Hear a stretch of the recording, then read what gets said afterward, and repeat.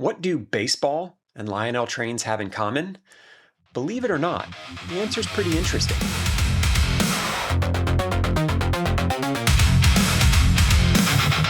Until the acquisition of Lionel LLC earlier this year by Round 2, the primary owner of the company was a private equity firm called Guggenheim Partners, who bought a majority stake in the company in 2008.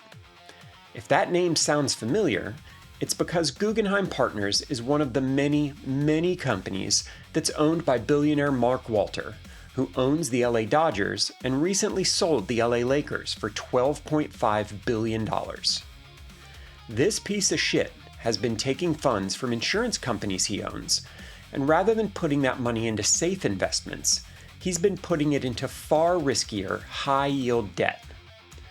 While this isn't illegal, it's incredibly irresponsible, because if the market goes down, the only people who end up getting screwed are the ones who paid one of his companies for an insurance policy that can't pay out. What is illegal is borrowing against the value of those investments, funneling that money into other businesses that you control, and using it to buy things like $85 million Malibu mansions and, Major League Baseball teams. You have to declare those things as affiliated borrowing, meaning that you are giving that money to something else you control directly, and there are pretty strict limits as to what percentage of that money can be affiliated. This is to ensure that the insurance buyers can actually cash out a policy when they need.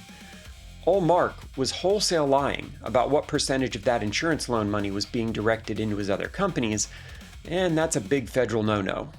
When the most corrupt and billionaire-friendly administration in the history of this country stands up and says, "Come on, man, you told us 3% of the portfolio was affiliated, and the actual number is 42%, and even we have to start an investigation," well, that's how you know it's bad.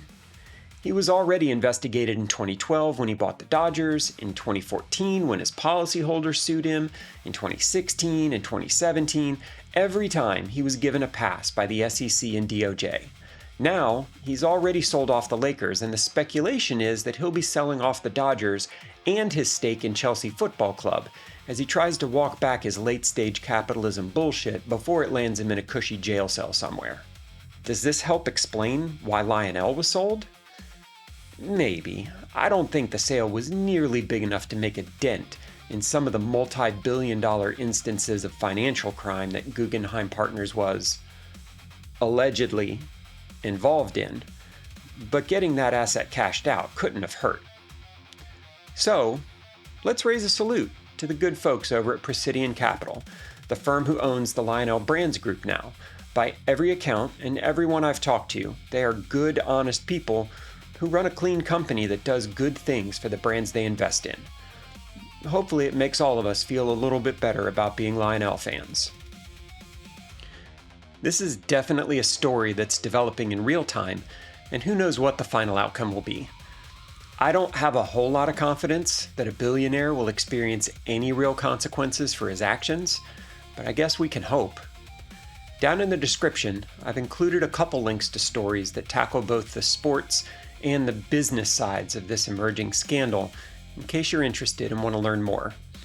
I'm not a lawyer, I'm not an accountant, I'm just an American who thinks billionaires are a policy mistake, and this is just yet another example of why. It's not often that Lionel, the LA Dodgers, and insurance fraud get used in the same breath, but 2026 is turning out to be an interesting year for lots of reasons. Stay safe out there. Make sure to get those Lionel pre-orders in this week, and let's go play with the trains.